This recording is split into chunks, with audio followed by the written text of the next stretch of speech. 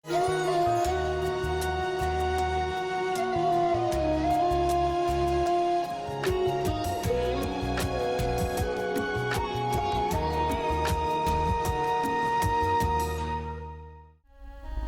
पाठ पुण्यदायी माना जाता है, लेकिन वेद पाठ पुण्यदायी पवित्र सबसे प्राचीन और महान ग्रंथ वेद है। वेद का पाठ वातावरण को पवित्र करता है, लेकिन वेद पाठ के आरंभ में हरि ओम और वेद पाठ पूर्ण हो जाए तभी भी क्षति को हर के पूर्णता भरने वाले हरि का स्मरण किया जाता है। हरि ओम।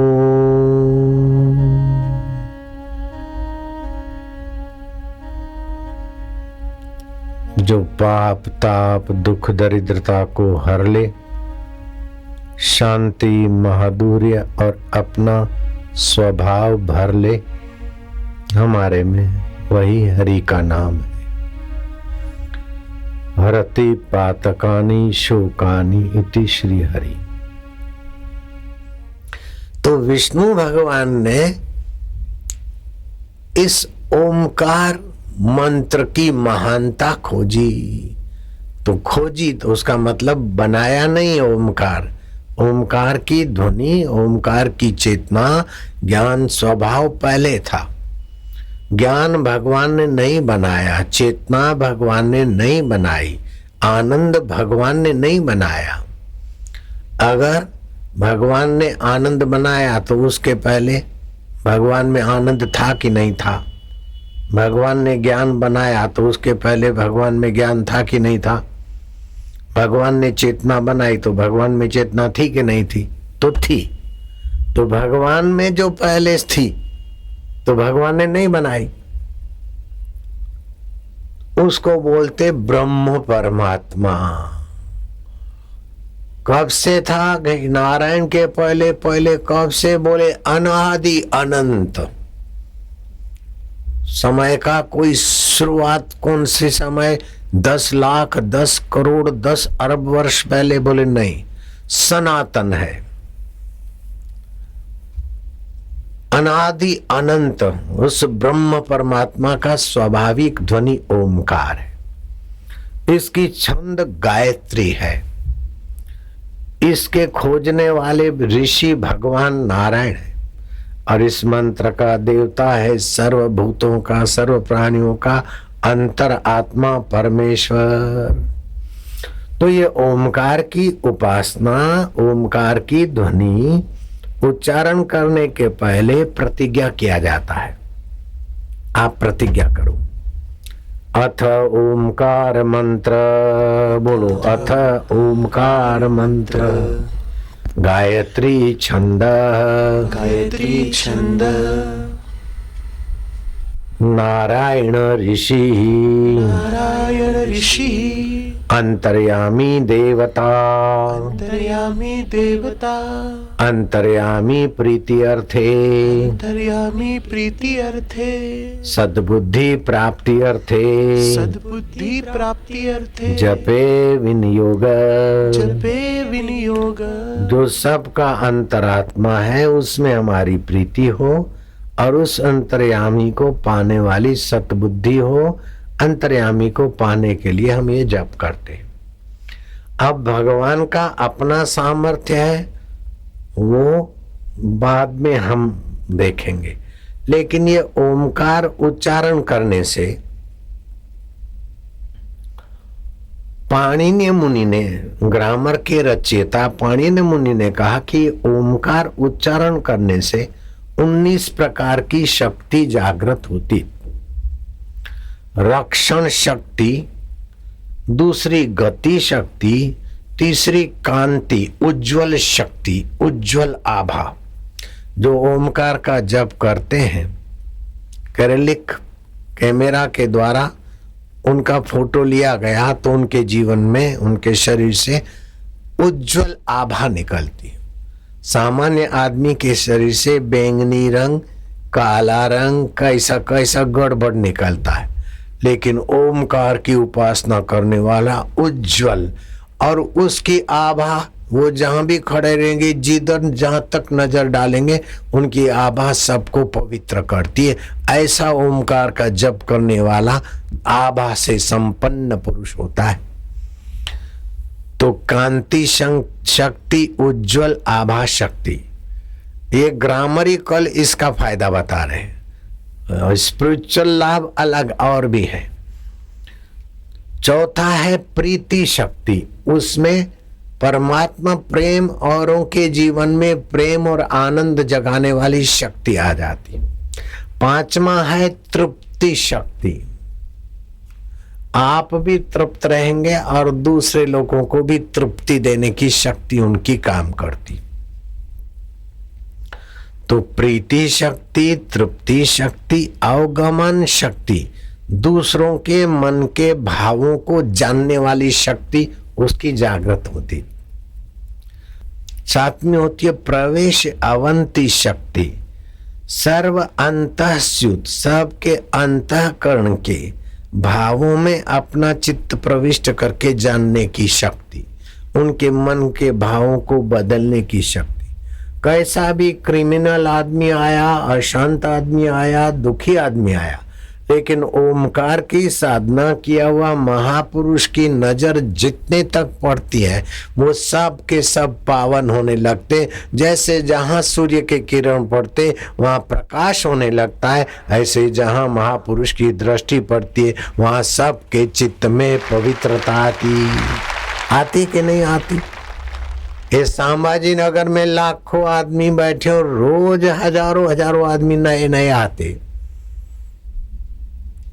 तो ये क्या है? किसी को पैसा देते तब आते क्या? नहीं। किसी को हाथ जोड़ के ले आते क्या?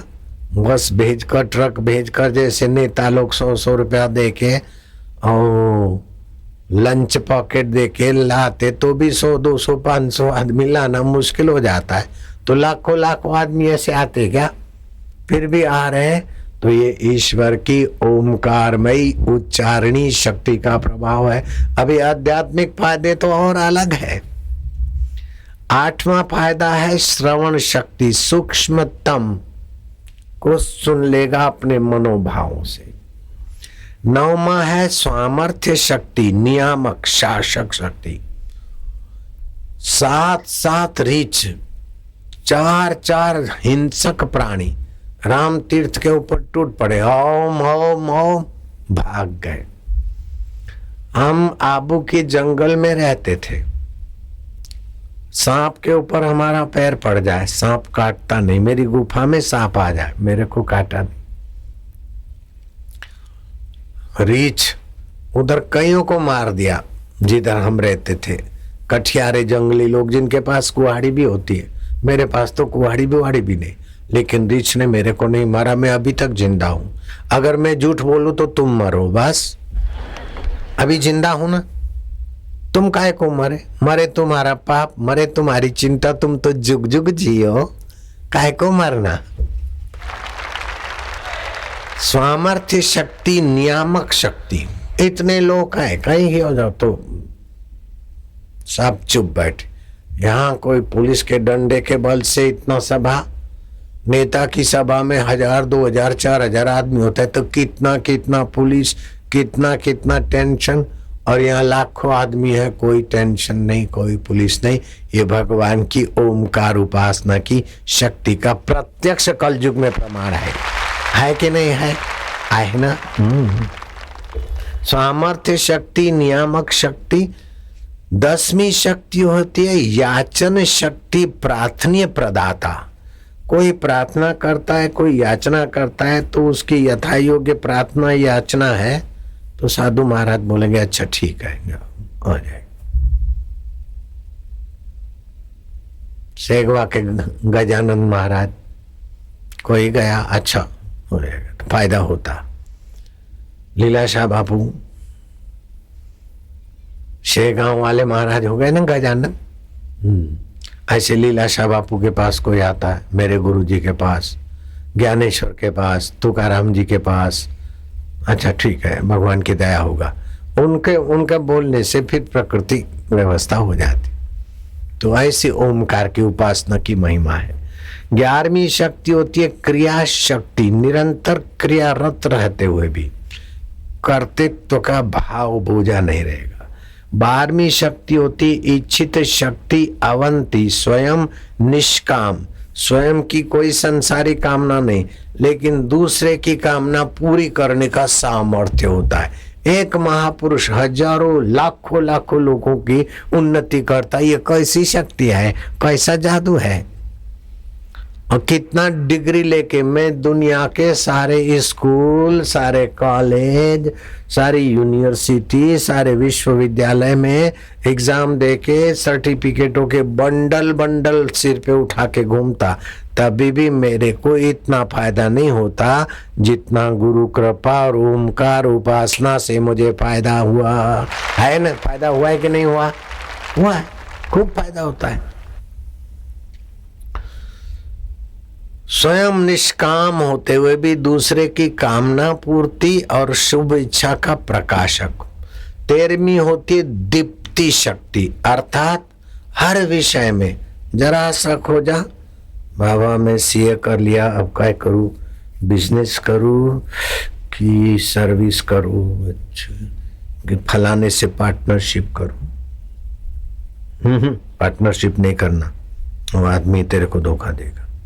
अभी बिजनेस नहीं करना, अभी थोड़ा दिन नौकरी करो, फिर 7 महीने के बाद बिजनेस करना।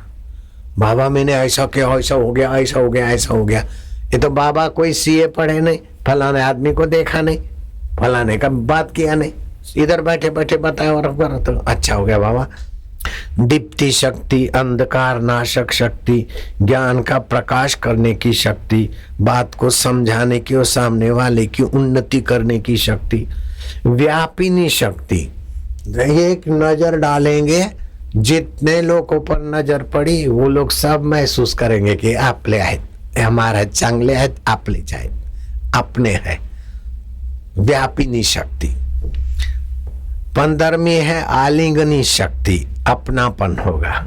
16वीं है हिंसा दुष्ट दमन शक्ति, अज्ञान नाशक। कहीं दुष्ट वातावरण में माहौल में आ गए, 100-200 दुष्ट घबराएंगे, उनके पास हथियार होगा, महात्मा के पास कले हुंकार करेगा तो सब कांपेगा, ऐसे ही रहेगा।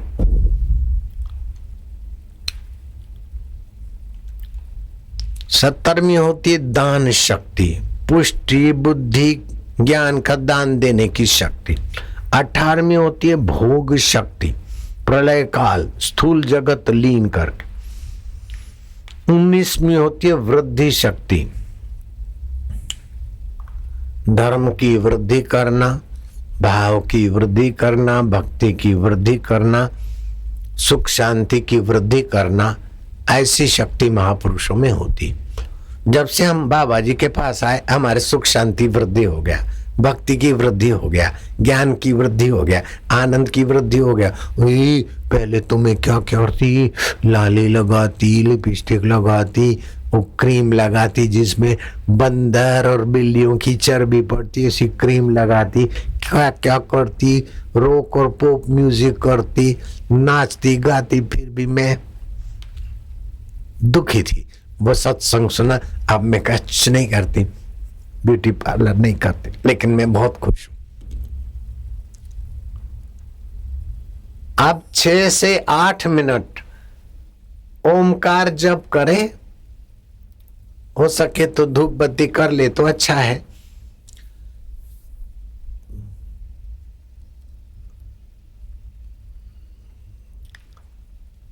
वैखरी से उच्चारण करें, जैसे मैं बोलता हूं तुम सुनते हो, वैखरी वाणी। फिर होठ में जप करे 6 मिनट, 6 मिनट कंठ में जप करे, 6 मिनट हृदय में जप करे, 6 मिनट बैठ जाए, 30 मिनट 2, 5, 10 दिन करे। बाद में पहले अपना ब्लड टेस्ट करने को दे आवे, और 10-5 दिन के बाद अपना ब्लड टेस्ट करा। बाप रे बाप, कितने श्वेत कण बढ़ जाते, करोड़ों करोड़ों। माजी मावली रे आई रे, ओ पेट की तकलीफें, दिमाग की कमजोरी, बुद्धि की, सब गायब होता है। मन बदलने लगता है, बुद्धि बदलने लगती, भाग्य की रेखाएं बदलने लगती। अगर ओमकार सहित वाला मंत्र गुरु के द्वारा मिलता है, उसको बोलते गुरु मंत्र।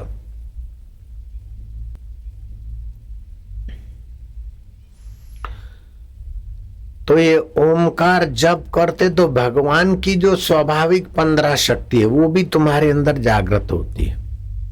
भुवन पावनी शक्ति, आप जिधर जिस घर में रहेंगे, जिधर जाएंगे, जहां जाएंगे, जैसे बर्फ का पार्सल जहां से जाएगा वहां थोड़ी थोड़ी ठंडा देता जाएगा, है कि नहीं? होता है ना। और डीजल लेके जाओ तो डीजल अपना गंध दे के जाएगा। पेट्रोल लेके जाओ खुला तो आसपास में पेट्रोल की दुर्गंध फैलाएगा। ऐसे जो जप करते वे महापुरुष की ओरा, सामान्य आदमी की ऊर्जा 7 फीट की गहराई तक प्रभाव डालती, लेकिन ओमकार के जापक की ऊर्जा बहुत दूर तक फैलती है। तो जहां वो महापुरुष जाएगा वहां भुवन पावनी ऊर्जा काम करेगी। जैसे हिमालय में बर्फ पड़ता है तो यहाँ टेम्परेचर डाउन हो जाएगा, और हिमालय में क्या राजस्थान में खूब गर्मी पड़ती है तो आसपास में महाराष्ट्र में गर्मी पड़ती है तो संभाजी नगर में भी उसकी असर पड़ेगी, है ना। ऐसे जो लोग जप करते हैं महापुरुष बनते हैं तो उनकी भुवन पावनी ऊर्जा वातावरण में ब्रह्मलोक तक के जीवों को मदद रूप होती, उनको खबर भी नहीं होती। लेकिन महापुरुष के हृदय में ये साधना का प्रभाव हुआ तो फैलता है, दूसरों को भला करता है। दूसरा है सर्वव्याधि नाशिनी शक्ति, वो जागृत होती है। तीसरा है सर्व दुख हारिणी शक्ति, शारीरिक दुख हो, मानसिक दुख हो, आदि दैविक दुख हो, आदि भौतिक दुख हो, ये सारे दुखों को नाश करने की शक्ति उनमें पाए। चौथा है कलिकाल भुजंग भय नाशिनी शक्ति, कलयुग के बड़े खतरनाक दोष है, लेकिन ये उपासना करने से वो कलयुग के भय भुजंग दोष निवृत्त करनी। पांचवा है नरको धारिणी शक्ति, कोई पापी आदमी मर गया है, आप उसको पहचानते ही नहीं, लेकिन आपने ये साधना किया है और वो पापी आदमी के मुर्दे का धुआं आपने देख लिया तो उसकी दुर्गति नहीं होती है, क्योंकि ईश्वर की उपासना वाले की दृष्टि पड़ी, वो दुर्गति से बचकर सदगति हो जाती।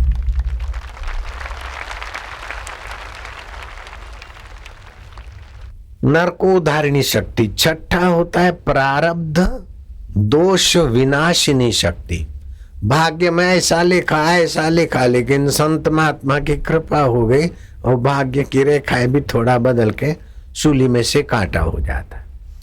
सातवीं है सर्व अपराध भंजनी शक्ति, कितना भी पापी अपराधी है लेकिन दीक्षा लेके जप करता है, महात्मा की बात मान लेता है तो उसके सारे पाप दुख दोष निवृत्त होते और ऊंची गति की उसकी प्राप्ति होती है। आठवां भगवत सत्ता में है कर्म संपूर्ति कारिणी शक्ति, अपना जो भी कर्म करेगा उसमें उसके कर्म संपन्न होने लगेंगे, कर्म संपूर्ति कारिणी। नौमा है सर्व वेद तीर्थ आदिक फलदायिनी शक्ति, आप 4 वेद पढ़ें 68 तीर्थ करें, धरती के सारे तीर्थ करें, उससे जो फल होता है वो ये गुरु मंत्र जप करने से वो फल सब के सब उसको मिल जाते हैं। तीर्थ नाय एक फल, संत मिले फल 4, सतगुरु मिले अनंत फल, न अंत इति अनंत। तीर्थ नाय एक फल, संत मिले फल 4, सतगुरु मिले अनंत फल, कहत कबीर विचार।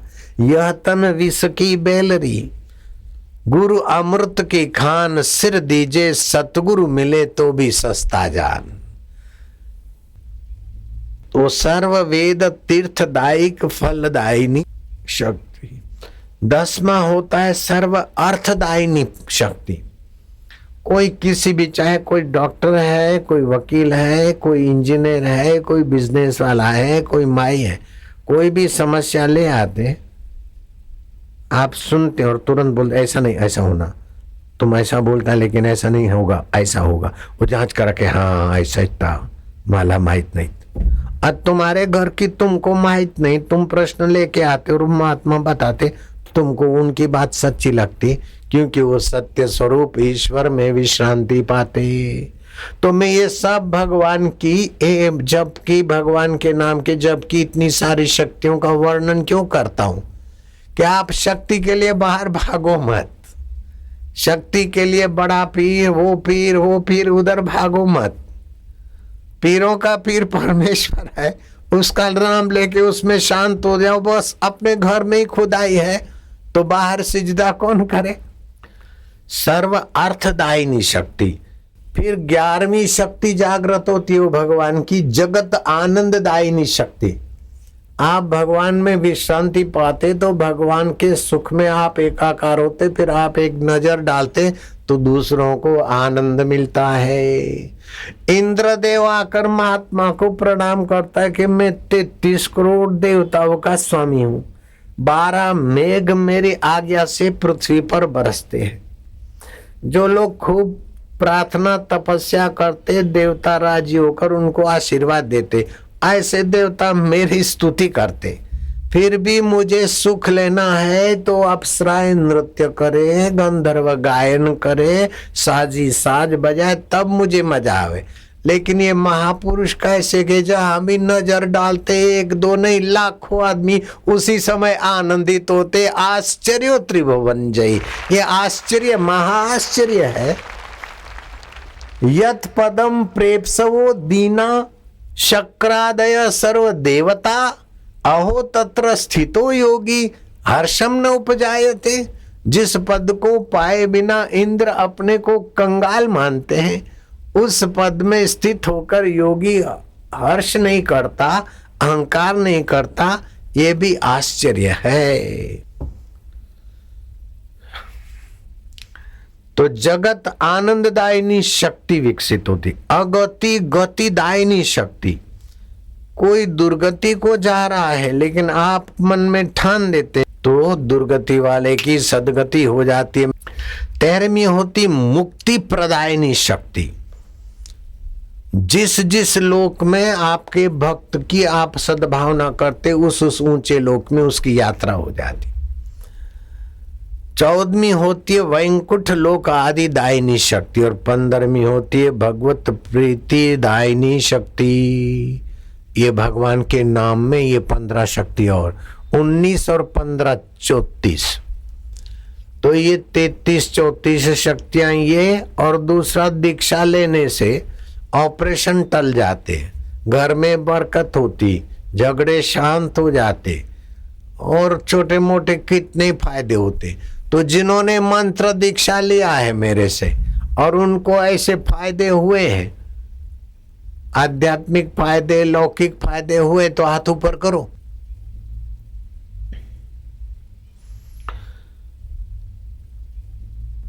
जिन्होंने दीक्षा नहीं लिया है वे हाथ ऊपर करो। मंत्र दीक्षा नहीं घेतली, हाथी लाओ, ऐसे नहीं लिया है, मंत्र दीक्षा नहीं लिया है। तो भगवान शिव जी ने पार्वती को कहा, जिसके जीवन में गुरु दीक्षा नहीं वो मूर्ख है। गुरु मंत्रो मुखे यस्य तस्य सिद्धि ना अन्यथा, गुरु लाभात सर्व लाभो। गुरु हीनस्तु बालिश, बालिश माना मूर्ख। जिसने गुरु मंत्र लिया उसको आदि भौतिक, आदि दैविक, आध्यात्मिक सब फायदे होते, और गुरु मंत्र नहीं लिया वो मूर्ख है, बालिश है। भगवान शिव ने पार्वती को वामदेव गुरु से दीक्षा दिलाई और भगवान विठल ने प्रकट होकर नामदेव को कहा कि नामिया शिवोबा खेचर गुरु से दीक्षा लो। और शिवोबा खेचर से दीक्षा लेने के बाद नामदेव पूर्णता को प्राप्त हुए। कलकत्ते की काली माता गदाधर पुजारी को बोलती है कि तुम तुकाराम ये तोतापुरी गुरु से दीक्षा लो। माँ मेरे को गुरु से दीक्षा क्या, मैं तो गजरा लाता हूँ और तुम कभी तो हाथों में कंगन बनाकर पहनती हो, तो कभी अपने बालों में मैया ऐसे लटका देती हो कि तुमको भी आनंद आता है। ये आहा, तो माँ मेरे हाथ का दिया हुआ फूल और तुम बालों में लगाती तो मेरे को भी आनंद, तुमको भी आनंद, फिर मैं तुम्हारे दर्शन भी लेता हूं, फिर मेरे को गुरु करने की क्या जरूरत है। अरे बोले गदाधर पुजारी, ये 5 शरीर है, ये अन्नमय शरीर, उसके अंदर प्राणमय शरीर, उसके अंदर भावमय शरीर। तो भावमय शरीर से तुम मुझे बुलाते हो, लेकिन भावमय शरीर के अंदर विज्ञानमय शरीर, आत्मज्ञान से संपन्न विज्ञानमय शरीर, आनंदमय शरीर, और उसके अंदर आत्मा परमात्मा की एकता कराना तो गुरु की कृपा के बिना कैसे होगा। तो गदाधर को तोतापुरी गुरु से दीक्षा देने की आज्ञा दी काली ने, और तोतापुरी गुरु कृपा से गदाधर पुजारी में से रामकृष्ण परमहंस बने। अगर मैं झूठ बोलूं तो तुम मरो, अभी मरो, बस है क्या झूठी बात। रामकृष्ण हुए कि नहीं हुए। हाँ, मैं काहे को तुम्हारे अपने प्यारों की कसम खाई जाती है, या तो भगवान की, या तो अपने बच्चों की, या अपने साथी दोस्त मित्रों की। तो मैं काहे को तुम्हारी कसम झूठी खाऊंगा। तुम काहे को मरो, मरे तुम्हारी बला, मरे तुम्हारा अहंकार, मरे तुम्हारी चिंता, मरे तुम्हारा पाप, मरे तुम्हारा भय। तुम तो जुग जुग जियो मेरे लाल। ओए होय बबलू, काहे मरो। नारायण हरि बोलो, मिलुन बोला नारायण हरि नारायण हरि।